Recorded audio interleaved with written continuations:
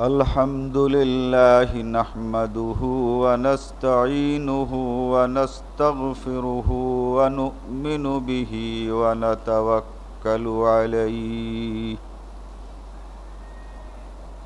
ونعوذ بالله من شرور أنفسنا ومن سيئات أعمالنا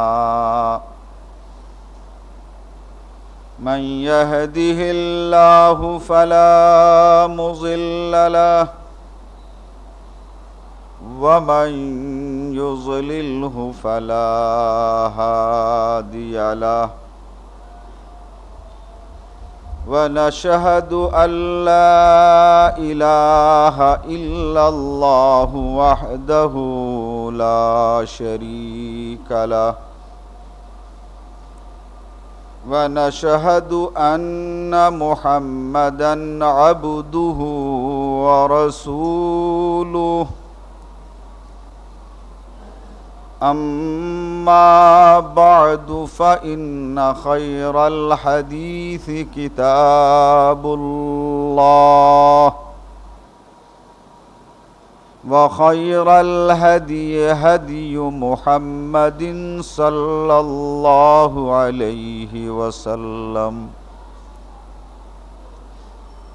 وشر الأمور محدثاتها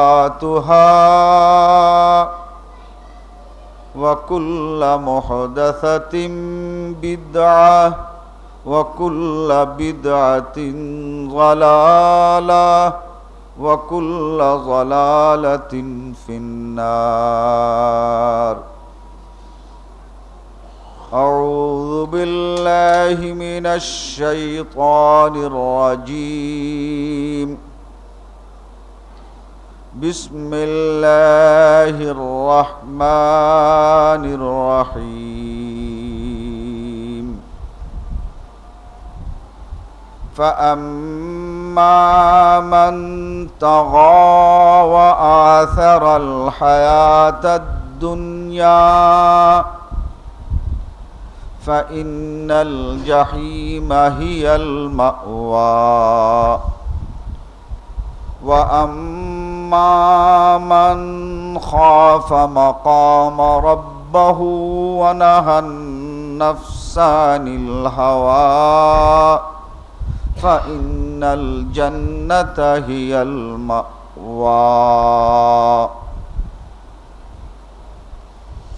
আল্লাহ রব্বুল আলামিনের লাখ লাখ শুকর আজকার এই জুমাতে আমরা শরীক হতে পেরেছি নবী মুহাম্মদুর রাসূলুল্লাহ সাল্লাল্লাহু আলাইহি ওয়াসাল্লামের উপরে লাখো সালাত সালাম যার প্রদর্শিত পথ পেয়ে আমরা ন্যায় এবং সত্যকে জানতে পেরেছি বুঝতে পেরেছি অবলম্বন করার তৌফিক পেয়েছি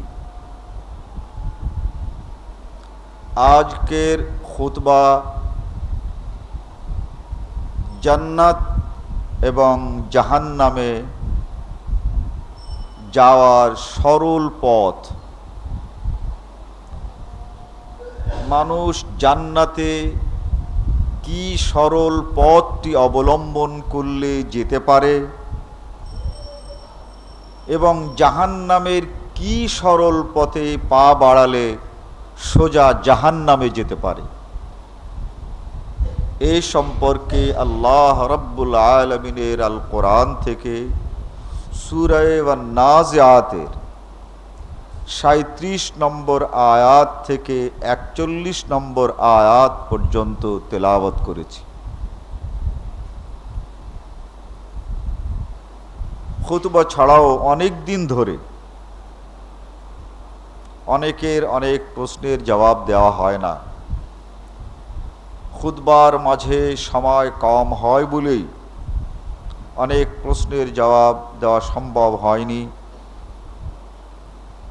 যারা প্রশ্ন আজকে করতে চান তারা লিখিত প্রশ্ন করে পাঠান ইনশাআল্লাহুর রহমান খুতবার শেষ দিকে প্রশ্নগুলোর জবাব দেওয়ার চেষ্টা করব আল্লাহ রাব্বুল আলামিন প্রথম দুটো আয়াতে ইরশাদ করেন, ওয়া আম্মা মান তাগা ওয়া আসারাল হায়াতাদ দুনিয়া ফাইন্নাল জাহিমা হিয়াল মাওয়া। আল্লাহ এবং আল্লাহর রসুল যা বলেছেন, তাগা এগুলো যারা মানতে চায় না শুধু, বরং অমান্য করে অন্য আরো কিছু সামনে পেশ করে,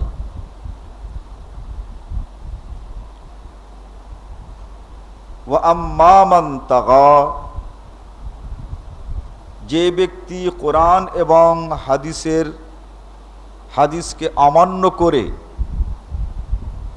আবার অন্য কিছু সেখানে পেশ করে, অন্য কিছু অবলম্বন করে বা অন্য কোনো কথা বলার কারণ আসারাল হায়াতাদ দুনিয়া, দুনিয়ার বুকে তার প্রতিষ্ঠা, দুনিয়ার বুকে তার বেঁচে থাকা, দুনিয়ার বুকে তার মান ইজ্জত নিয়ে চলা, এরই জন্য সে আল্লাহ ও রসুলের বিরুদ্ধে কথা বলে এবং ভিন্ন পথ অবলম্বন করে।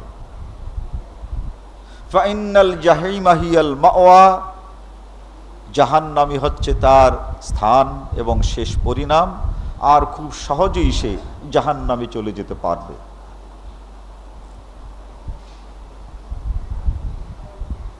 ওয়া আম্মা মান তাগা, তাগা শব্দটি তুগয়ান থেকে আসছে। তুগয়ান শব্দের শব্দগত অর্থ হচ্ছে নদীর ঢেউ। নদীর পানি স্বাভাবিকভাবে সমান্তরাল থাকবে, সমান থাকবে, কিন্তু বাতাস যখন জোরে বইতে থাকে, ঝড় যখন বইতে থাকে, তখন সমান্তরাল পানি আর সমান না থেকে ঢেউয়ের সৃষ্টি হয়। যেখানে তার থাকতে হবে তার থেকে ঢেউয়ের আকারে 1 হাত 2 হাত 3 হাত উঁচু হয়ে যায়। পানির স্বাভাবিক সীমা থেকে এভাবে উঁচু হয়ে যাওয়ার নামই হচ্ছে আরবিতে তুগয়ান। ওয়া আম্মা মান তাগা, যে মানুষটি আল্লাহ এবং আল্লাহর রসুলের আনুগত্যের সমান্তরাল রেখায় থাকে, মানুষের জীবনের সমান্তরাল রেখাই হচ্ছে এটা, যা আল্লাহ বলেছেন তাই মেনে নেবে, যা নবী মুহাম্মদুর রাসূলুল্লাহ সাল্লাল্লাহু আলাইহি ওয়াসাল্লাম বলেছেন মেনে নেবে, এটাই হচ্ছে তার সমান্তরাল পথ। এই সমান্তরাল পথে যখন মানুষ চলতে থাকে, তখন ওই নদীর মতোই ঝড় এবং ঝঞ্ঝা বইতে থাকে। নদীতে যেমন ঝড় ওঠে, বাতাস যেমন জোরে বইতে শুরু করে, তখন ওই সমান পানি আর সমান থাকে না, তখন তার মাঝে ঢেউয়ের সৃষ্টি হয়। ঠিক তেমনি করে মানুষ শান্তিপূর্ণভাবে সরলভাবে যখন কোরআন ও সুন্নাহ মানতে শুরু করে, তখন এই সমাজের এক প্রকার বায়ু বাতাস তাকে উত্তক্ত করতে শুরু করে। সরলভাবে কোরআন মানতে শুরু করে, যারা কোরআন মানে না, মানতে চায় না, তারা এই কোরআন মান্যকারী মানুষটির উপরে ঝড়ের বেগে আক্রমণ করতে শুরু করে। ওয়া আম্মা মান তাগা, যারা এই সরল মানুষের জীবনে কোরআন এবং হাদিস যারা মানছে তাদেরকে উত্ত্যক্ত শুরু করে দেয়, কোরআন এবং হাদিসের পরিবর্তে নতুন কোনো পথ আর মত উপস্থিত করে। ফাইনাল জাহিমা হিয়াল মাওয়া, তাদের জায়গাই হচ্ছে জাহান্নাম।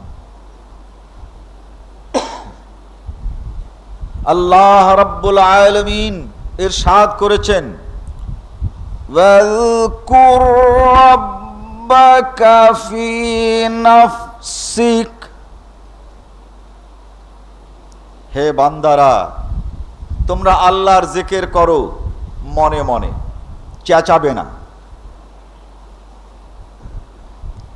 যারা এভাবে আল্লাহর এই কথাটিকে সরলভাবে মেনে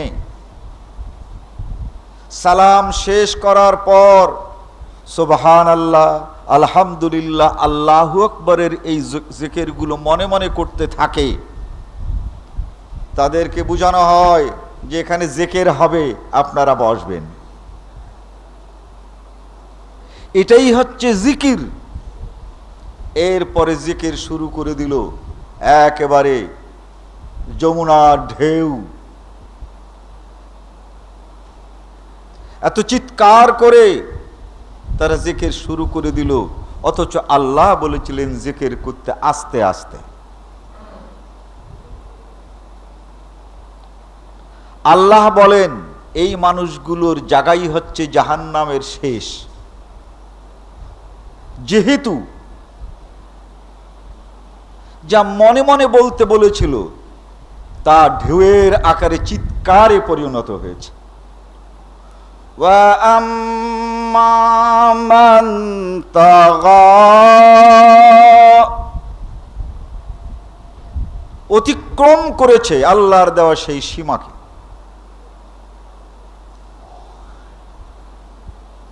আল্লাহর নবী মুহাম্মদুর রাসূলুল্লাহ সাল্লাল্লাহু আলাইহি ওয়াসাল্লাম বিলালকে ডাকলেন, বললেন আজান দাও। কেমন করে আজান দেব? আল্লাহর নবী আজান শিখাই দিলেন। আবার বললেন তুমি নামাজ শুরু করবো, আকামত দাও। তিনি শিখাই দিলেন আল্লাহর নবী। বেলাল আকামত দিতে শুরু করে দিলেন। উমিরা বেলালুন আন ইউশফিআল আযান ওয়া আন ইউআত্তিরাল ইকামা, আজানের বাক্যগুলো জোড়ায় জোড়ায় বলবে, আর ইকামতের বাক্যগুলো ইল্লা কদ কামাতিস সালাহ, কদ কামাতিস সালাহ ছাড়া আর বাকিগুলো এক একবার করে বলবে।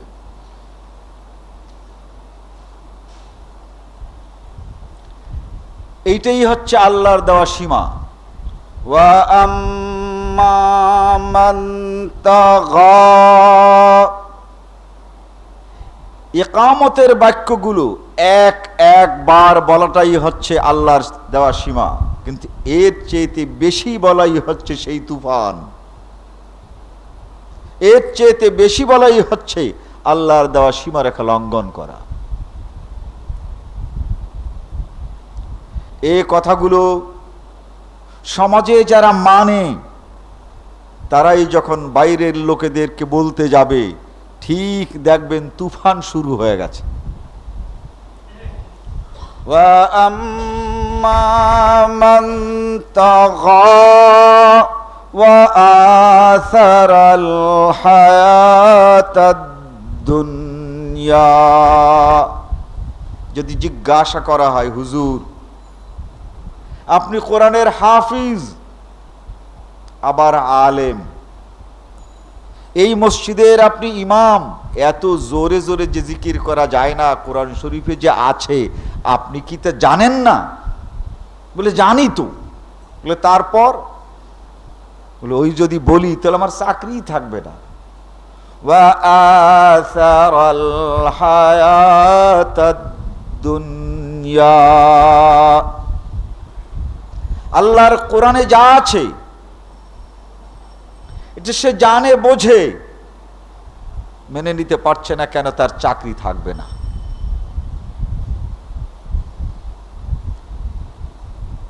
আল্লাহ তাআলা ইরশাদ করেন, চাকরি থাকবে না ঠিক, কিন্তু আমার কাছেও কিন্তু তার কোনো চাকরি থাকবে না, আমার কাছেও তার কোনো জায়গা নাই। ফাইনাল জাহিমা হিয়াল মাওয়া, একদিকে তার জাহান্নাম আর একদিকে তার চাকরি, এই দুইয়ের মাঝে তার কোনটা পছন্দ হয়?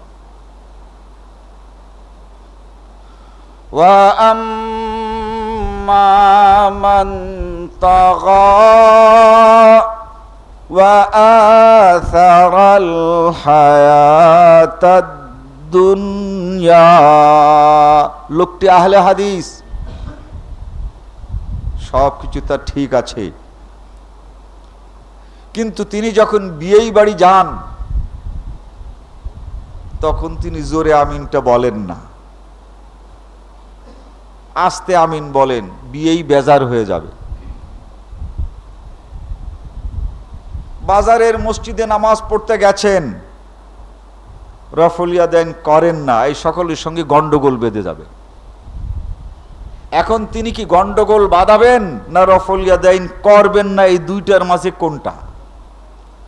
ফাইনাল জাহিমা হিয়াল মাওয়া, যিনি রফল ইয়াদাইন করলেন না, গন্ডগোল থেকে বাঁচলেন, কিন্তু এই ব্যক্তিকে জান্নাত পেতে হবে না, জাহান্নামেই তাকে যেতে হবে। রফউল ইয়াদাইন খুব ছোট্ট মনে করেছেন। হযরতে ইবনে ওমর রাদিয়াল্লাহু তাআলা আনহু বলেন, হাত্তা লাকিয়াল্লাহ, যে নামাজের পরে আল্লাহর নবী আর নামাজ পড়তে পারেন নাই, সেই শেষ নামাজটি আমি লক্ষ্য করে দেখতে লাগলাম। রাফা ইয়াদাইহি ইজাফতাতাহাস সালাত, নামাজ শুরু করার সময় হাতটা তুললেন। ওয়া ইজা রাকা, যখন তিনি রুকু করলেন তখনও হাত তুললেন। ওয়া ইজা রাফা রাসাহু মিনার রুকুয়ে, রুকুত থেকে মাথা যখন তুললেন তখনও তিনি হাত তুললেন। হাত্তা লাকিয়াল্লাহ, এই নামাজ যা আমি দেখলাম, এই নামাজের পরে আল্লাহর নবী জিন্দেগিতে আর নামাজ পড়তে পারেন নাই। এটাই ছিল এশার নামাজ এবং এটাই ছিল জীবনের শেষ নামাজ। হাত্তা লাকিয়াল্লাহ।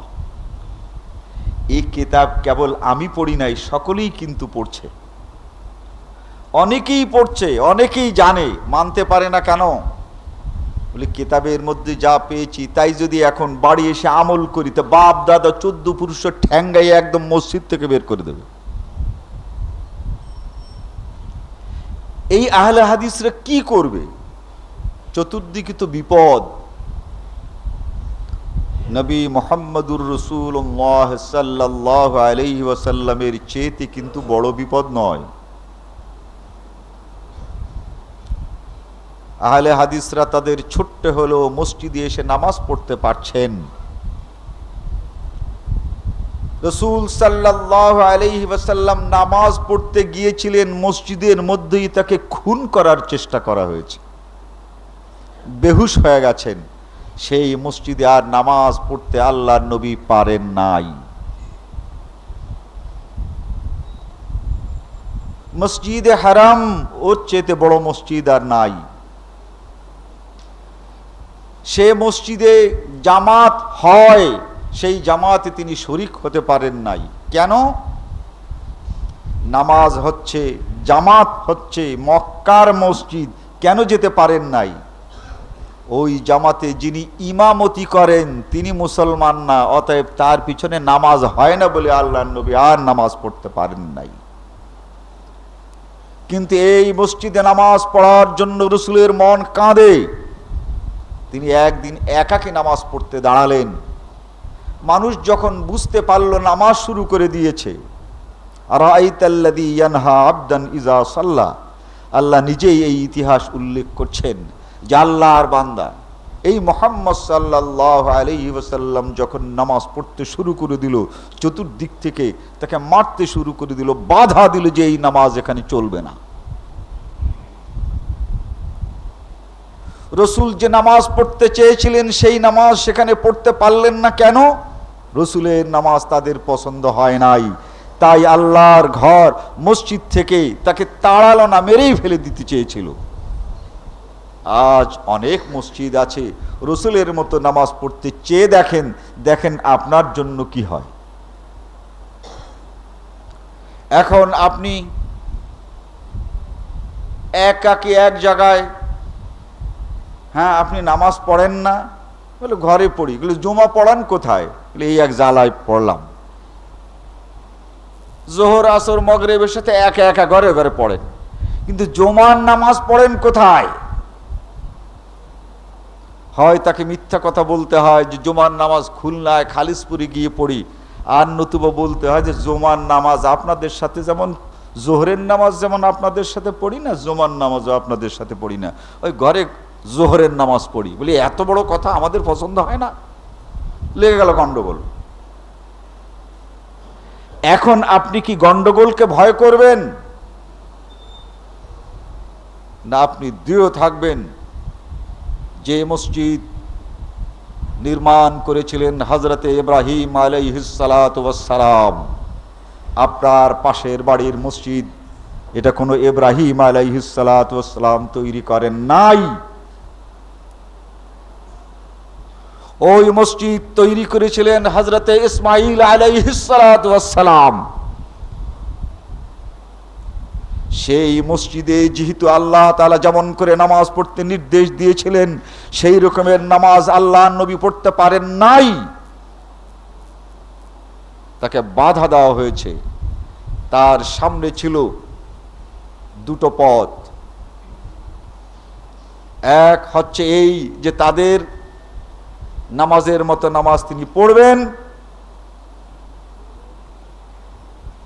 তাহলে তারা তাকে কিছুই বলবে না, অথবা স্পষ্ট তাদের জামাতে শরীক হবেন না আর নামাজ পড়বেন না, তাহলে তার উপরে আসবে বিপদ। তৃতীয়, যদি রসুলের নামাজ ওই মসজিদে হারামে পড়তে যান তবুও মার খাবেন। এই তিনটি পথ ছাড়া আল্লাহ নবীর সামনে আর চতুর্থ কোনো পথ ছিল না। হয় তাদের সঙ্গী হয়ে নামাজ পড়তেন, নতুবা রসুলের সেই নামাজটি জিবরাইল যে শিখিয়েছেন তা ওদের সামনে মসজিদে পড়বেন, আর নতুবা তাদের সাথে নামাজ না পড়ে ঘরে বসে থাকবেন,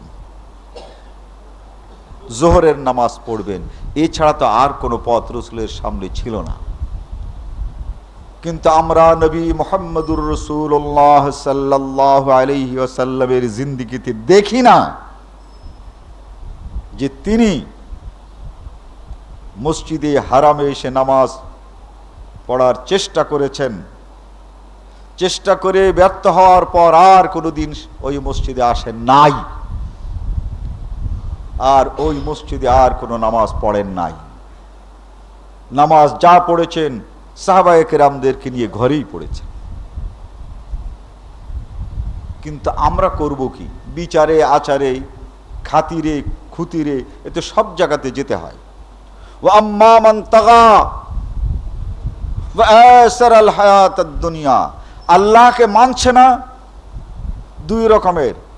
একটা হচ্ছে চারিত্রিক দুর্বলতার জন্য আল্লাহ তাআলার কোনো হুকুম মানছে না, আর একটা হচ্ছে দুনিয়ার কোনো স্বার্থ উদ্ধার করার জন্য, দুনিয়ায় সে নিরাপদে বসবাস করার জন্য, দুনিয়াতে লোকেদের কাছে ভালো থাকার জন্য সে আল্লাহ এবং আল্লাহ রসুলকে মানছে না।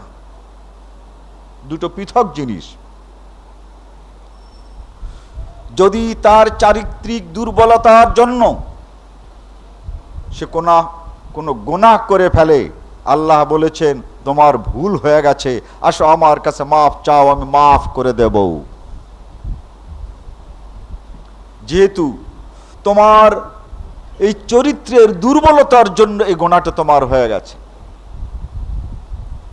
কিন্তু যে ব্যক্তি তার চারিত্রিক দুর্বলতা নয়, সে বোঝে যে এটা হক, এটা ঠিক, কিন্তু করতে পারে না, করে না কেন?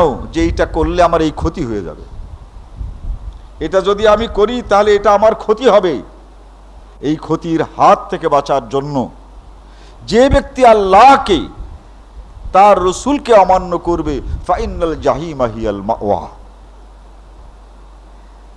অতএব আহলে হাদিস হিসাবে গত জুমায় আমি এটাই বলেছিলাম যে আহলে হাদিস হিসাবে আমাদের পড়াশোনা এত কম। জিজ্ঞাসা, ছেলেও যদি জিজ্ঞাসা করে কোনো মশলা, তা বাপ বলতে পারছে না। এই ছেলেটা কার কাছে জিজ্ঞাসা করবে? সে তো বাবার কাছেই জিজ্ঞাসা করবে, বাবা তুমি এটা করো কেন? বলে কেন? বলে স্কুলে যাই, জোহরের নামাজের সময় তো হুজুর ও রকমের করে না, আর বাড়ি এসে দেখি তুমি এই রকমের করো, তুমি এরকমের করো কেন? বলে হ্যাঁ এরকম করতে হয় বাবা। বলে কেন? আমাদের এই দিনিয়াতের বইতে এরকমের করতে হয় না, তোমার দিনিয়াতের বই কোনটা যাতে এরকমের করতে হয়? বলে তাই তো, আহলে হাদিস, অথচ বাড়িতে একখানা নামাজ শিক্ষা নাই। ওই ছেলেকে যে বলবে বাবা এটা তোর ক্লাসের বই আর এইটা হাদিসের বই, দেখ এটা এই রকমের করতে হয়। বলো বাবা তোমার পাশে যখন নামাজ পড়তে দাঁড়াই তখন তুমি পায়ের সাথে পা মিলায়ে দাও। তা আমি তো দেখেছি স্কুলের নামাজে, ওখানে তো হুজুররা, স্যাররা, আমরা তো পায়ের সাথে পা মিলাই না, আর আমাদের এখানে তো মিলানো নাই। বলতে পারবেন কোন হাদিসটি দিয়ে, কোন হাদিসের দ্বারায় আল্লাহ তাআলা, আল্লাহর নবী আপনাকে পায়ের সঙ্গে পা মিলাতে বলেছেন? ছেলের উত্তর দিতে পারবেন না। আপনার চাইতে আবার গলাবাজ আহলে হাদিস আর বাংলাদেশে একটাও নাই।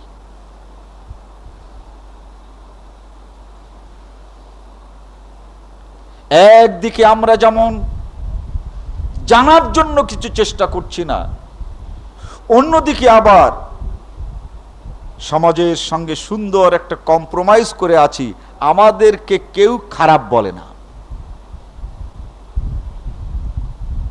আহলে হাদিসদের সভা, বিরাট সভা, ঢাকার বুকে হলো পল্টন ময়দানে, একটা ঢিলেও মারে নাই, একটা ঢিলেও মারে নাই। কারণ কি? সেই সভার প্রধান অতিথিদের মধ্যে ছিলেন বাইতুল মোকাররম মসজিদের ইমাম সাহেব। সেই দিনের ইনকিলাবের ফটো দেখেন, একেবারে মুখখানা চকচক করতেছে। মৌলানা মহিউদ্দিন খান সাহেব, যিনি আহলে হাদিসদেরকে তার পত্রিকায় কিছু না বললে ওনার আর ঘুম হয় না, মৌলানা মহিউদ্দিন খান সাহেবের ছবি, ওবায়দুল হক সাহেবের ছবি, ধর্মমন্ত্রী নুরুল ইসলাম সাহেবের ছবি। এরা এই বাংলাদেশের সবচেয়ে বড় বড় আহলে হাদিস, তাই না? ঢিলে মারবে কে? যারা ঢিলে মারবে সবই তো আপনার প্রধান অতিথি। ঢিলা যারা মারবে এরা সবাই তো প্রধান অতিথি, তো ঢিলা মারলে তো ওদের গায়ে লাগে। খালিশপুরের সভা ভেঙে দিল কেন? এটাও তো আহলে হাদিসদের সভা, আর ওটাও তো আহলে হাদিস কনফারেন্স।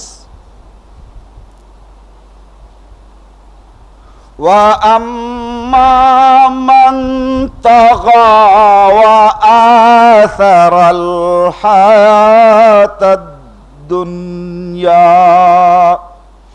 ওই সভাটার উদ্দেশ্য ছিল যারা ঢিল মারে তাদের সাথে একটা কম্প্রোমাইজ করা, তাদের সঙ্গে একটা প্রীত করা, একটা খাতির জমানো।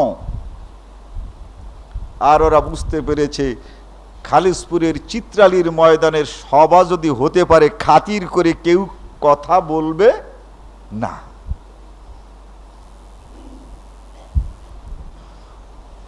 এই খাতির করার নামই হচ্ছে আসারাল হায়াতাদ দুনিয়া। নামাজ পড়ে, জোরে আমিন বলে না, রফুলিয়া দাইন করে না, পায়ের সাথে পা মিলে না, নামাজ পড়ে। বলে এই নামাজ পড়লেন কেন? বলে বোঝেন না, গন্ডগোল করতে চাই না। তার মানে নামাজ না, আসলে গন্ডগোল করতে চায় না। ওয়া আম্মা মান তাগা ওয়া আসারাল হায়াতাদ দুনিয়া। এই যারা দিনের কাজগুলোকে করতে চায়, দুনিয়ার সঙ্গে তাল মিলায়, আমরা তাদেরকে চিনবার পরে আমাদের দায়িত্ব হচ্ছে তাদেরকে সংশোধন করা। এখন সংশোধন করার পয়লা শর্ত হচ্ছে এই, যে দেশের কোনো আলেম সাহেব নিজে নিজে ফতোয়া দিতে পারবেন না। তার মানে হচ্ছে এই রাস্তার উপর দিয়ে কোনো অভিজ্ঞ ড্রাইভার গাড়ি চালাতে পারবে না। বুঝতে হবে, ভাবতে হবে কেন। একজন অঙ্কের প্রফেসর, আমি অঙ্ক জানি না, আমি যত কোরআন শরীফ শুদ্ধ করে পড়তে পারি, অঙ্ক কিন্তু অঙ্কের প্রফেসরের কাছে আব্দুর রউফের জানতে যেতে হবে। স্ট্যাটিস্টিক্সের একজন প্রফেসর যদি শর্ত করেন, মসলা দেবেন, ফতোয়া দেবেন, তা আপনি লিখে আগে আমাদের কাছে দেবেন, আমাদের পছন্দ হলে তারপরে ওইটা ফতোয়া দিতে পারবেন। বলেন এটা কম্প্রোমাইজ কেন? বলে না, এইটা এখন দেয়া যাবে না, ওইটা এখন দেয়া যাবে না, ওইটা এখন দেয়া যাবে না। তার কারণ কি হবে? গোলমাল বেঁধে যাবে। বলে কিসের গোলমাল? বহু মসলা দেখাবে। আমাদের এদিকে এটা চলে আসছে, যদিও কোরআনে হাদিসে যা কিছু আছে ওটা ঠিক, কিন্তু আমাদের এখানে যে চলছে, এখন যদি এটা চালানো যায়, এটা নতুন করে বলা যায়, তাহলে অসুবিধা আছে। বলে কিসের অসুবিধা? বলে এই গোলমালের অসুবিধা। তাই গোলমালের ভয়তে বলে যে এটা এখন থাক। সৌদি আরব থেকে একটি ছেলে ঈদের আগে আসছে, সকলে তাকে দিছে ঈদের নামাজ পড়াতে। আহলে হাদিস জামাত, আহলে হাদিসদের জামাত। নামাজ পড়ার পর 36 বছর ধরে যিনি নামাজ পড়াচ্ছেন, উনি যেই তাকে এই রকমের বুকে জড়িয়ে ধরতে চাইছেন, আর ছেলেটা 2 হাত দিয়ে হুজুরকে ঠেকাই দিছে। বলে হুজুর, বলে কেন? বলে এটা করা বেদাত, এটা করা যায় না। আসসালামু আলাইকুম, এরপরে বড় জোর মোসাফা। এই যে গলায় গলায় ঠেলাঠেলি আর বুকে বুকে ঠেলাঠেলি, এতে আপনার সঙ্গে 2 মিনিট আগে দেখা হয়েছে, এখন আপনি এই ঠেলাঠেলি করবেন, এটা কিন্তু হাদিসে নাই। কি আছে? বলে হাদিসে আছে, আল্লাহর নবী বলেছেন মোসাফা করা যাবে। তাকে জিজ্ঞাসা করা হয়েছিল এই বুকে বুকে ঠেলাঠেলি করা যাবে কিনা, আল্লাহর নবী বলেছেন লা। বলো কি? বলে হ্যাঁ। বলে আমি কি বলছি? আপনি আমাদের উস্তাদ, এই সেপারা, আমপারা, আলিফ বা তাসা আপনাদের কাছ থেকে পড়েছি। মদিনায় গেলে কি হবে? এখনই কিন্তু আপনি উস্তাদ, কিন্তু আপনার চেয়েতে বড় উস্তাদ মেনেছি মুহাম্মদুর রাসূলুল্লাহ সাল্লাল্লাহু আলাইহি ওয়াসাল্লাম। এই ছেলেটা ওইখান থেকে জানে বেঁচে আসতে পারছে না। ছেলেটা কিন্তু আহলে হাদিস, আর যারা তার পেছনে নামাজ পড়েছে তারাও কিন্তু আহলে হাদিস। বলে হ্যাঁ, আমাদের এইখানে এর আগে যে ইমাম সাহেব ছিলেন, তিনি এত বড় বুজুর্গ, বৃষ্টি হয় না কোথাও, একেবারে যেই তিনি বৃষ্টির জন্য হাত তুললেন, ঝরঝর করে বৃষ্টি হলো। সেই বুজুর্গ তারাই এরকমের বুকে বুকে মিলায় গেছে, আর কালকের ছেলে এসে বলেছে বুকে বুকে মিলানো যাবে না, আর হাদিস দেখায়। আমি গিয়েছি, আমাকে ওই কথা বলেছে, বলে আপনাদের দেশে এই নদী ভাঙে? বলে হ্যাঁ। তো ওই লোকটা বলছে যে সবচাইতে বেশি রাগ, বলে আমাদের বাড়ি যে দেখেন না নদীর মাঝখানে ছিল। বলে তারপর বলে যে ভাঙতে ভাঙতে এই পর্যন্ত আসছে।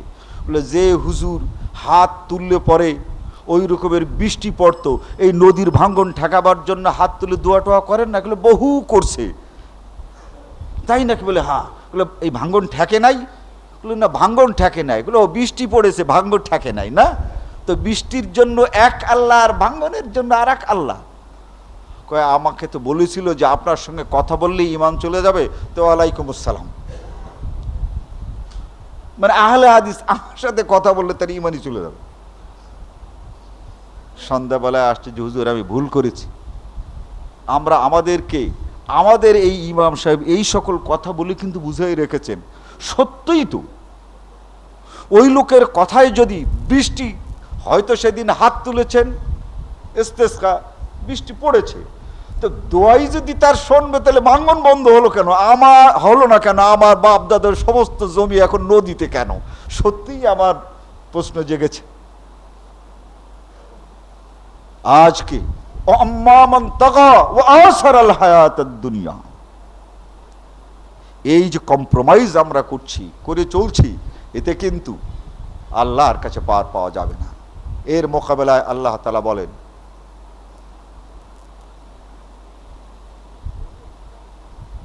যে ব্যক্তিরা যারা আম্মা মান তাগা ওয়া আসারাল হায়াতাদ দুনিয়া ফাইনাল জাহিমা হিয়াল মাওয়া ওয়া আম্মা মান খাফা মাকাম রাব্বিহি, যে ব্যক্তি প্রতিটি কথায় ভাবে যে অন্য কেউ নয়, এর জন্য আমাকে জবাবদিহি করতে হবে কিয়ামতের ময়দানে আল্লাহর কাছে। আমার কাছে সেদিন একজন এসে একেবারে অভিযোগ করল যে অমুক লোকগুলো খুব লম্বা লম্বা কথা বলে। বলে হ্যাঁ, তারপর? বলে দাড়ি রাখে না, আপনি তাদেরকে বলেন। তো আমি বলছিলাম যে আপনি যখন আহলে হাদিস হয়েছিলেন, আমি কি আপনাকে দাড়ি রাখতে বলেছিলাম? বলে না, বলেন নাই। বলে রাখছেন কেন? বলে আমার মনে চেয়েছে। ওদের কি মন আসে না? আপনি সমস্ত মনগুলো কুড়ায় কাছে নিয়ে চলে গেছেন। কিরকম এখন বসছে। এই কয়েকদিন আগে সবাই দেখেছে, সে লোক বেশ কয়েকজনের বুদ্ধি অভিযোগ করছে যে আপনি যখন আহলে হাদিস হলেন, আমি আপনাকে আগে নামাজ রোজা হজ ইত্যাদি দুরুস্ত করতে বলেছিলাম না, পয়লা ছোটেই বলেছিলাম না দাড়িটা রাখেন? বলে না, আপনি দাড়ি রাখতে বলেন নাই। বলে তারপর আহলে হাদিস হয়েছেন। একটি বছর পর আমি দেখছি দ্বিতীয়বার হজে যে তারপরে দাড়ি রেখেছেন, তাই না? বলে হ্যাঁ। দাড়ি রাখার কথা বলছিলাম। বলে না, রাখছেন কেন? বলে আমার মনে চেয়েছে। বলে ওদেরও মন আছে, আল্লাহর কাছে দোয়া করেন আগের কাজটা আগে করুক, তারপরে দাড়ি যখন মনে গজাই যাবে তখন আর আপনি ওটা টাইনেও ছিঁড়তে পারবেন না। ওয়া আম্মা মান খাফা মাকাম রাব্বিহি ওয়া নাহান নাফসা আনিল হাওয়া, যে মানুষগুলো যে কোনো কাজ করে খাফা মাকাম রাব্বিহি, শুধু ভাবে এটা যে আমি করছি বৃথা যাবে না, এটা আল্লাহর কাছে জবাবদিহি করতে হবে। কার সঙ্গে খাতির করলাম, কার সঙ্গে শত্রুতা করলাম, কার মন মতো কাজ করলাম, কার মনে আমি দুঃখ দিলাম, এর কোনোটাই কিন্তু বৃথা যাবে না, সবই আল্লাহর কাছে জবাব দিতে হবে। ফাইন্নাল জান্নাতা হিয়াল মাওয়া, আল্লাহ বলেন ওই লোকটার জন্য আমি জান্নাত রেখে দিয়েছি। সে জান্নাতে যাবে, তার কারণ সে আমাকে ভয় করেছে, আমাকে ভয় করে কোনো কাজ করেছে, কোনো কাজ করে নাই। খালিদ ইবনে ওয়ালিদ রাদিয়াল্লাহু তাআলা আনহু মুতার যুদ্ধে তাকে শেষ পর্যায়ে চারজন সেপাহসালার শহীদ হওয়ার পর তাকে সেনাপতি করা হয়। তিনি বললেন, শোনো, আমার একটি কৌশল আছে, আমার কৌশল মতো যুদ্ধ করতে হবে। বলে, কি? 4টি দল হতে হবে, ডান দিকে একটি দল, বাঁ দিকে একটি দল, আর আমাদের শত্রুদের বহু পিছনে, ওর জন্য টের না পায় সেই দিকে যেতে হবে একটি দল। এই হচ্ছে 3টি দল। আর একটি দল আমার সামনে থাকতে হবে, তাতে মানুষ থাকতে হবে খুব কম। এই কম মানুষগুলোই আমরা শত্রুর দিকে দৌড় দেব। বলে, তাহলে তো সব শেষ। বলে, তাহলে আর তোমাদেরকে নেব না। বলে, কেন? এই কম মানুষগুলো যখন আমরা শত্রুর দিকে অগ্রসর হতে থাকব, তখন শত্রুরা মনে করবে সব তো শেষ, এই কয়টাই তো আছে, দেখ ধাওয়া। ডান দিকের গুলো, বাঁ দিকের গুলো, রক্ষিত যেগুলো, সব আমাদের দিকে শুধু দৌড়ে আসতে শুরু করে দেবে। আর আমরা এদিক ওদিক তাকানো যাবে না, ওদের খিমার দিকে, ওদের সেই আড্ডার দিকেই কিন্তু দৌড়তে হবে, সেই দিকেই যেতে হবে, এদিক ওদিক দৌড়ানো যাবে না। এই রকমের যদি কেউ থাকো তা আমার সাথে আসো। হাজার হাজার মানুষের মধ্যে মাত্র 116 জন মানুষ খালিদ বিন ওয়ালিদের সঙ্গে থাকলেন। এর মধ্যে ছিলেন একজন মহিলা, যার নাম খাওয়ালা। মহিলা পুরুষের পোশাক পরে খালিদ বিন ওয়ালিদের কাছে আসলেন। ঐতিহাসিক ঘটনা। যাও, ঠিক খালিদ বিন ওয়ালিদ এইভাবে যখন অগ্রসর হতে লাগলেন, চিৎকার করে আল্লাহু আকবার বলে, আর এদেরকে বললেন, ঠিক এইভাবে আমরা মরে যেতে পারি, কিন্তু সকল সৈন্যগুলো কিন্তু আমাদেরকে তাড়া করে ওরা আড্ডায় পৌঁছে যাবে, দেখবা। তবে এখন আমরা তো আর নাই, জিতে গেছি তো। ওরা সকলে সকল জায়গার থেকে কিন্তু দৌড়ে এই খিমার দিকে, এই আড্ডার দিকে আসবে। তখন বললেন, পেছনের দিক থেকে তোমরা আক্রমণ শুরু করবে। যদি তোমরা দেখো যে আমরা মরে গেছি আর আমাদের লাশের উপর দিয়ে শকুন উঠছে, তবুও তোমরা আমাদের জন্য কিছু করবে না, আমরা যা পারি তাই করব। পেছনে যারা আছো তারা আক্রমণ করবে, আর এই দুই দিকে যারা আছো তারা কেচির মতো সাঁড়াশি আক্রমণ করবে। এইভাবে যদি তোমরা পারো তাহলেই জিতে যেতে পারো। বলে, তারপরে একটু কথা আছে। বলে, কি? ওই কথাটুকু নিয়েই হচ্ছে গন্ডগোল। আমরা একেবারে ওই খিমার কাছে পৌঁছে যাব, পৌঁছে যাওয়ার পর আবার কিন্তু আমরা দৌড় দেব, পালাবার জন্য চেষ্টা করব, পালাবো। আমরা যখন ফের পালাবার জন্য চেষ্টা করব, দেখবা এই শত শত লোক আবার আমাদেরকে অন্যদিকে ধাওয়া করছে। তখনই এই 3 দিকের লোক গিয়ে গোটা আড্ডাকে তোমরা দখল করে নেবে। এই দ্বিতীয়বার পালাবার পথেও যদি তোমরা দেখো যে আমাদের গায়ের উপর দিয়ে শকুন উঠছে, তোমরা আমাদের দিকে তাকাবে না, ওইখানেই তোমরা বসে থাকবে, পরবর্তী আমার খবর না পাওয়া পর্যন্ত, অথবা আবার মরে যাওয়ার খবর শোনার আগ পর্যন্ত তোমরা ওখান থেকে সরবে না। এই কৌশলে মুসলমানেরা 13,000 সৈন্য ছিলেন, 3 লক্ষ বাহিনীর উপরে তারা বিজয়ী হলেন। কিন্তু সাহাবায়ে কেরামের এক দল খালিদ বিন ওয়ালিদকে সালাম করে না। বলেন, না, তার কারণ যে যুদ্ধের ময়দান থেকে পালাবার বুদ্ধি দেওয়ার পালায়, তাকে সালাম করা যায় না। মশলা একটা পেয়েছে খুব সুন্দর। খালিদ বিন ওয়ালিদ রাদিয়াল্লাহু তাআলা আনহু ভাবছেন যে আমি আমার কৈফিয়ত নবী মুহাম্মদুর রাসূলুল্লাহ সাল্লাল্লাহু আলাইহি ওয়াসাল্লামকে দেব। খালিদ বিন ওয়ালিদ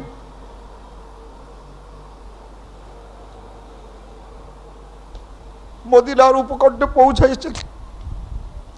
নিয়ম আছে, যখন সন্ধ্যা হয়ে যায় তখন সেখানে মঞ্জিল করতে হয়। মদিনার থেকে মাত্র কয়েক কিলোমিটার দূরে। এখন যারা মদিনা দেখেছেন, এই মদিনার মসজিদের উত্তর দিকে একটি জায়গা আছে, একটা পাহাড় আছে, যে পাহাড়টার নাম হচ্ছে জাবালুল জিন। এই ওই দিক থেকে আসছিলেন, ওখানে গেছেন। যেহেতু রসুলের নির্দেশ হয়েছে যে সন্ধ্যা হলে, মাগরিব হলে সৈন্যদেরকে আর চালানো যাবে না, মদিনার একেবারে কাছে, সেখানে তারা আছেন। আল্লাহ নবী মুহাম্মদুর রাসূলুল্লাহ সাল্লাল্লাহু আলাইহি ওয়াসাল্লাম ঘরে ঘরে সংবাদ পৌঁছিয়ে দিলেন যে খালিদ বিন ওয়ালিদ তার বাহিনীদেরকে নিয়ে আসছে, চলো আমরা সকলে যাই, এই আল্লাহর বীরকে আমরা সম্বর্ধনা দিয়ে নিয়ে আসি। সবাই গেলেন। নবী মুহাম্মদুর রাসূলুল্লাহ সাল্লাল্লাহু আলাইহি ওয়াসাল্লাম তিনি আগে, খালিদ বিন ওয়ালিদ সালাম করবেন তার বহু আগে ঘোড়া থেকে আল্লাহর নবী সালাম করলেন, খুব জোরে সালাম করলেন। এত বড় জোরে আল্লাহর নবী সালাম করেন না। খালিদ বিন ওয়ালিদ রাদিয়াল্লাহু তাআলা জবাব দিলেন। ধীরে ধীরে খালিদ কাছাকাছি আসলেন। তিনি খালিদের এই কপালে চুমো খেলেন এবং মুসাফা করলেন। সকল সাহাবারা তাদের ভুল বুঝতে পারলেন। মদিনার মসজিদে সকলকে একত্রিত করে বললেন, শোনো, আমি একথা বলেছি যে ওই লোকটি আমাদের কেউ নয়। মান তাওয়াল্লা ইয়াউমাজ যুহুফ, যুদ্ধের ময়দান ছেড়ে যে চলে যায় সে আমাদের কেউ না। তার মানে আসলে যে পলায় সে, কিন্তু যুদ্ধের কোনো কৌশলের জন্য যদি আগে পিছে হয় তাহলে কেবলমাত্র তলোয়ার চালানোই যুদ্ধ নয়, আল হারবু খুদা, শত্রু বাহিনীকে প্রতারিত করাও যুদ্ধ। শুধু অস্ত্র চালালেই যুদ্ধ হয় না, শুধু গুলি করলেই যুদ্ধ হয় না, এই পলিসিটাও যুদ্ধ। আল হারবু খোদা, শত্রুকে প্রতারিত করা, এটাও যুদ্ধ, আর এটা বড় যুদ্ধ। অতএব খালিদ বিন ওয়ালিদ রাদিয়াল্লাহু তাআলা আনহু সবাই মাপ চাইল যে আমরা ভুল করেছি। এভাবে وآثر الحياة الدنيا فإن الجحيم هي المأوى وأما من خاف مقام ربه ونهى النفس عن الهوى, যে ব্যক্তি আল্লাহকে ভয় করেছে আর সবাই যা চেয়েছে তা নিজে চায় নাই। আম্মা মান খাফা মাকাম রাব্বিহি ওয়া নাহা আন-নাফস আনিল হাওয়া, সে বোঝে এখানে কম্প্রোমাইজ না করলে কোনো উপায় নাই, তবু সে কম্প্রোমাইজ করে নাই। তার কারণ এখানে কম্প্রোমাইজ করলে আল্লাহ রাব্বুল আলামিন আমার সঙ্গে কম্প্রোমাইজ করবেন না। তার মানে তার সঙ্গে মারামারি করতে হবে তা না। এই দাওয়াত দেওয়া আর না দেওয়া, যদি আপনি দেন তাহলে আপনি আমাদের বুদ্ধে যা কিছু করেছে তার সঙ্গে আমরা কম্প্রোমাইজ করি নাই, আমরা আমাদের সাধ্য মতো দাওয়াত দিব। দৌলতপুর থেকে একটা হ্যান্ডবিল ছেপেছে, জনাব মনির সাহেব নাম করে তিনি আমাদের উপরে 13টা প্রশ্ন করেছেন। এখন তো সময় তো প্রশ্ন করার, এই 13টা প্রশ্নের পরিপূর্ণ জবাব আমরা লিখেছি। এখন এটা ছাপা দরকার। কেউ কেউ বলে এখন যদি ওটা ছাপতে যায় তা আবার একটা কিছু হয়ে বসে নাকি।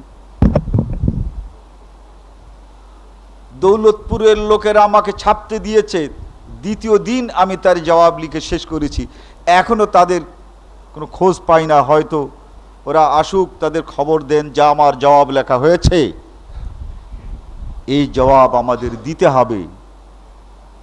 যদি না দেই তাহলে কিন্তু আমরা ওদের সঙ্গে একটা কম্প্রোমাইজ করে নিলাম ভিতরে ভিতরে, এই কম্প্রোমাইজ করা যাবে না। ওয়ানাহান নাফস আনিল হাওয়া ফাইনাল জান্নাতা হিয়াল মাওয়া। এইভাবে যদি আমরা আমাদের কাজ করে যাই আল্লাহকে সন্তুষ্ট করার জন্যে, তাহলেই জান্নাত পাওয়া যাবে। আর কোনো মানুষ বা কোনো মানুষের দলকে শান্ত রাখার জন্য যদি আমাদের কাজ হয়, তাহলে এর চেয়েতে বড় কিছু আল্লাহ চাপিয়ে দিলে তখন যাদের খাতিরে কাজ করেছে ওরাও এসব আমাদের উদ্ধার করতে পারবে না। যাদের খাতির করলাম, তো খাতির করে সত্য কথাটা বললাম না, আল্লাহ যদি বিপদ দেন তাহলে আমরা তো পারবই না। আর খাতির যারা করছে ওরাও যদি দৌড়ে আসে তবুও পারা যাবে না।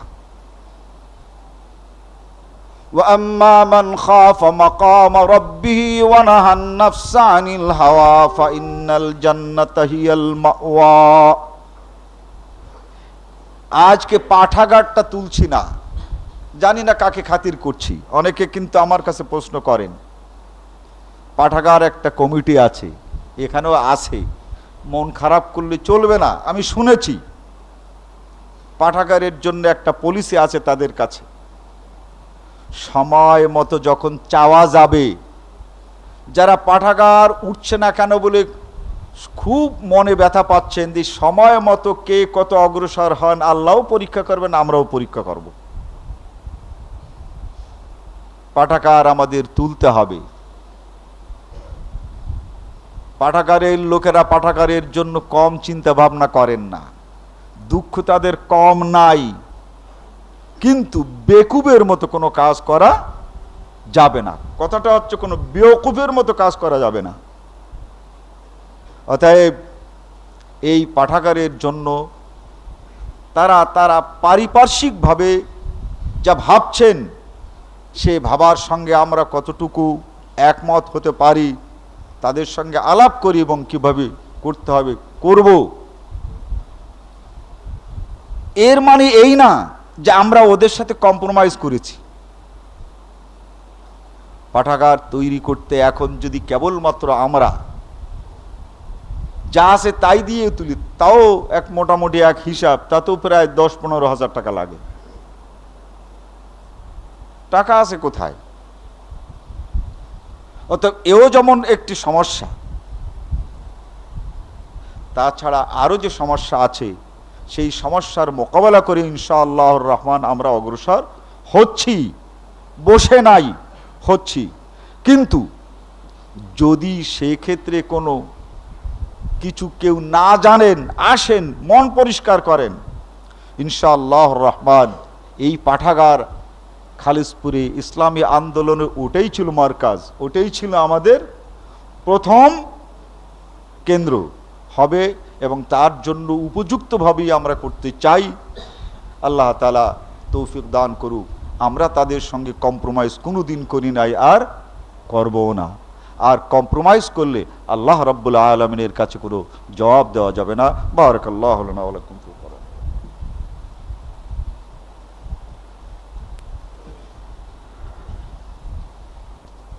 হুজুর তাফসীরে মারিফুল কোরআনের 65 পৃষ্ঠায় থেকে বলছি,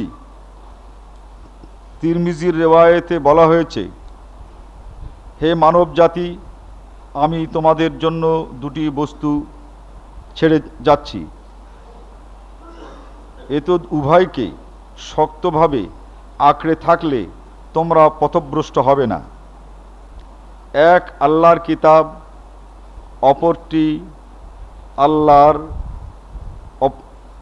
অপরটি আমার সন্তান ও পরিজন।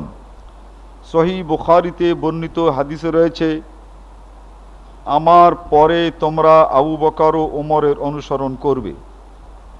অন্য এক হাদিসে আছে, আমার সুন্নত ও খোলাফায়ে রাশিদিনের সুন্নত অবলম্বন করা তোমাদের কর্তব্য।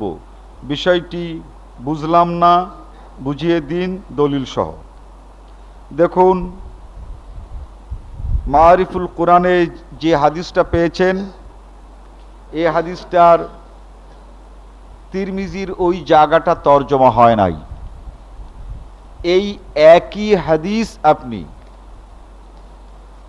মুসলিম শরীফ ৬ষ্ঠ নম্বর খণ্ড কিতাবুল ফাজাইল পাবেন। রাসূল সাল্লাল্লাহু আলাইহি ওয়াসাল্লাম বলেন, হাদিসটি বর্ণনা করেন যায়েদ ইবনে আরকাম,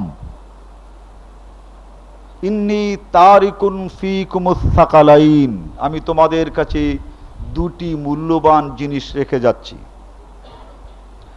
আউয়ালুহুমা কিতাবুল্লাহ, তার মধ্যে প্রথমটা হচ্ছে আল্লাহর কিতাব। এরপরে বলছেন ওয়া ইতরাতি ওয়া আহলে বাইতি, আমার ইতরাত, আমার সন্তানেরা। হুজুররা হাদিস এইটুকুই শেষ করে, এরপরে আবার আরো আছে। এর পরের কথা হচ্ছে এই যে আমার সন্তান আর অন্যদের মাঝে যখন গোলমাল হবে, বিরোধ হবে,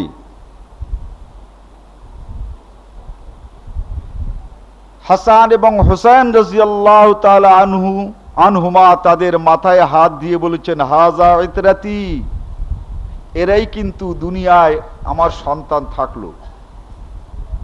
তো একদিকে আল্লাহর কোরআন আর একদিকে একটা বিরোধ বেঁধেছে। এই বিরোধের মীমাংসা অবশ্যই কোরআনে আছে, কিন্তু আমরা এখন বুঝতে পারছি না, জ্ঞান আমাদের কম, তো বুঝতে পারছি না। বিরোধ বেঁধেছে, নিশ্চয়ই আল্লাহর নবী কোনো সমাধান দিয়েছেন, কিন্তু সেই হাদিসটাও এখন আমরা জানতে পারছি না। এমনটি হতে পারে না? পারে না? পারে। আছে হাদিস, কিন্তু জানা নাই। যে সাহাবী জানেন তিনি আমাদের মাঝে নাই। আল্লাহর নবী তখন বলেছেন যে আমার সন্তান আর অন্যদের মাঝে যখন বিরোধ সৃষ্টি হবে, আর এই বিরোধের মীমাংসা যখন তুমি কোরআন থেকে করতে পারছো না, হাদিসও পাচ্ছ না, সেখানে তোমাদেরকে আমি একটা গ্যারান্টি দিয়ে যাচ্ছি যে আমার সন্তানরা তথা হাসান এবং হুসাইন কোনোদিন পাপের পথে পা বাড়াবে না। এই হাসান হুসাইন এরা পাপের পথে পা বাড়াবে না। সূরা আহজাবে আল্লাহ তাআলা স্পষ্ট করে বলেন যে হে নবী, তুমি ঘোষণা করে দাও, ইন্নামা ইউরিদুল্লাহু লিইউযহিবা আনকুম আহলাল বাইতে, আমার হে নবী তুমি বলে দাও, ইন্নামা ইউরিদুল্লাহ, আল্লাহর অভিপ্রায় হচ্ছে এই, লিইউযহিবা আনকুমুর রিজসা আহলাল বাইত, আমার আহলে বাইতদের মধ্য থেকে সকল পাপ আর পাপের ইচ্ছা আল্লাহ তাআলা ধ্বংস করে দিয়েছেন। তারা আর পাপের পথে পা বাড়াবে না। তোমাদের জাতীয় জীবনে কোনোদিন যদি এমনটি হয় যে তোমরা কোরআন ও মীমাংসার জন্য পাচ্ছ না, তোমাদের কোনো হাদিসও তখন জানা নাই, আর আমার সন্তান একদিকে আর বিরোধ যারা সৃষ্টি করেছে তারা একদিকে, তখন তোমরা করবে কি? এতটুক শুধু গ্যারান্টি দিয়ে গেলাম, আমার ছেলেরা, আমার সন্তানের আহলে বাইতরা যেদিকে আছে সেইটা হক পথ। এইটাই ওই মুসলিম, তিরমিজি এবং সকল জায়গাতে আছে। কিন্তু এই হাদিস যারা পড়েন এবং পড়ান, আশ্চর্য, তারা হযরত হুসাইনের পথকে পরিত্যাগ করে মুআবিয়ার পথে কি করে যান, এটা তো আমাদের বুঝে আসে না।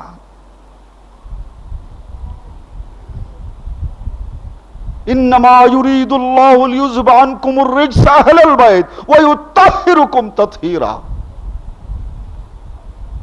আমি তাদেরকে পবিত্র করেছি, তাতহীরা, তাদের জীবনে, তাদের কাজে, তাদের ঈমানের ভিতরে এতটুকু পরিমাণ কোনো অন্যায় নেই। এটি হচ্ছে এই হাদিসের অর্থ। প্রশ্নের আকারে করেছেন, সবগুলোর একই কথা। আবার যেখানে পেয়েছেন কোরআন এবং সুন্নত, সুন্নত আর আহলে বায়ত এক কথা। আহলে বায়তরা কখনো সুন্নতের বিপরীত যেতে পারেন না। এই তো বললাম যে আল্লাহ বলেন যে আমি তাদেরকে পাক করেছি। আহলে বায়তদেরকে যদি আল্লাহ তাআলা পাক করে থাকেন, তারা সুন্ন বিরোধী হতে পারে? পারে না।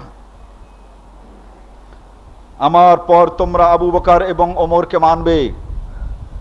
হাদিস আছে, বুখারীতে নয়, তিরমিজিতে আছে, কিতাবুল ফাজাইল। হযরত আবু বকর এবং ওমরকে মানার কথা আছে। কোথায়? আমার হাদিসের বিপরীত, তাই না? হাদিসটি ওই জায়গায় পড়বেন। তোমাদের জানা মতো হাদিসও পেলে না, তোমাদের জানা মতো কোরআনের কোনো আয়াতও পেলে না, সিদ্ধান্ত কাকে দিয়ে করবে? ওই সময় দেখো আবু বকর যে সিদ্ধান্ত নেয়, উপস্থিত সেই সিদ্ধান্ত মেনে নাও। কিন্তু যদি কোনোদিন আবার আবু বকরের সিদ্ধান্তের বিরুদ্ধে কোরআন হাদিস পেয়ে যাও, সেই দিন আর আবু বকরের সিদ্ধান্ত মানতে হবে না। মুসলিম শরীফ বাংলা তর্জমা হয়ে গেছে, কিতাবুল ফরায়েজ। আবু বকরের কাছে এলেন কেউ, জিজ্ঞাসা করলেন যে আমি এমন এক দাদি, আমার নাতি মারা গেছে, কিছু সম্পত্তি আছে, আমি কি পাবো? বলে বুড়িমা তুমি পাবা না, চলে গেল। সিদ্ধান্ত দিলেন কে? হযরতে আবু বকর সিদ্দিক, পাবে না। এখন কি হবে? বেচারি কিন্তু কোনো বিদ্রোহ করল না, চলে গেল। যতটুক মনে করে মুগীরা ইবনে শুবা শুনলেন ঘটনা, এসে বললেন আমিরুল মুমিনিন করলেন কি? বলে কেন? বলে আমি তো কোরআনও পাই নাই, হাদিসও পাই নাই। বলে এই ধরনের একটি ঘটনা আমার সামনে হয়েছে, আল্লাহর নবীর কাছে এইরকমের এক দাদি আসছিল। বলে তারপর? তো সেই দাদিকে আল্লাহর নবী বলেছেন তুমি 6 ভাগের 1 ভাগ পাবা। বলে ডাকো তাকে তাড়াতাড়ি। এই হাদিসের মধ্যে আমরা দুটো জিনিস পাই। ওই মহিলা তিনি বিদ্রোহ করেন নাই, আর যে সকল সাহাবারা সামনে ছিলেন তারাও কিন্তু হুঁক করে ওঠেন নাই। যেহেতু আবু বকর খলিফা যখন বলেছেন, কিন্তু আবার যখন হাদিস পাওয়া গেছে তখন কিন্তু আবু বকরের এই মতের দাম 1 পয়সাও থাকে নাই। হযরত ওমর রাদিয়াল্লাহু তাআলা আনহু বলে উঠলেন যে 200 দিরহামের চেয়ে বেশি কোনো মহিলা মোহরানা দাবি করতে পারবে না। সমস্ত মানুষ চুপ করে আছে। খলিফা যখন বলেছেন 200, এক মহিলা ডান দিক থেকে চিৎকার করে উঠলেন ইয়া খলিফাতুল মুসলিমিন, আমার কিছু কথা আছে। পর্দার আড়াল থেকে শোনা গেল মহিলা কণ্ঠ, বলছে কে? বলে আমার কথা আছে। বলে কি? যে আল্লাহ তাআলা বলেছেন বিকিনতারি ইউআদ্দিহি ইলাইক। আমি 200 বুঝি না আর 100 বুঝি না, আমি মোহরানা চাইবো। যার সঙ্গে আমার বিয়ে হবে সে যা দিতে পারে তাই সে দেবে। ও তো 200-র চেয়ে কমও দিতে পারে, 200-র চেয়ে বেশি দিতে পারে, কিন্তু তার সামর্থ্য অনুযায়ী। আপনি 200 টাকা বেঁধে দিতে কে? এটাই আমি আপনার কাছে জবাব চাই।